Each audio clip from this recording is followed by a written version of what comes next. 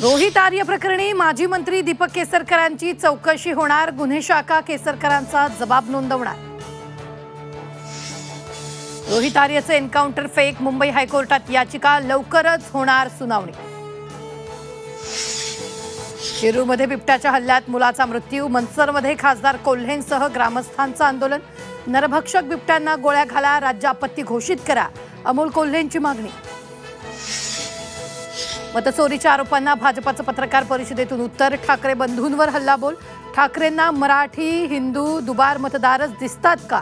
मुस्लिम अल्पसंख्याक मतदार दिसत नाहीत का? शेलारांचा सवाल।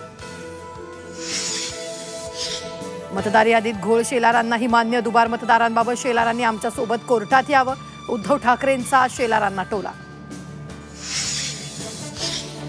मराठी माझी आहे, उत्तर भारत माझी मावशी। एक वेळ माय मेली तरी चालेल, पण मावशी जगली पाहिजे, आमदार प्रकाश सुर्वेंचं वादग्रस्त वक्तव्य।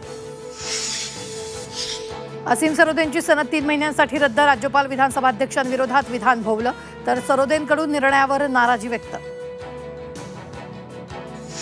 फलटणमधील सुषमा अंधारेंचं आंदोलन स्थगित, रणजित निंबाळकरांसह 6 जणांची चौकशी करण्याची मागणी, तर काही काळ फलटण पोलीस स्टेशन समोर ठिय्या। ऊसाच्या दराबाबत बोलवलेली पहिली बैठक निष्फळ, उद्यापासून साखर कारखाना चालू देणार नाही, मुख्यमंत्र्यांना आम्ही विचारणार, राजू शेट्टींचा इशारा।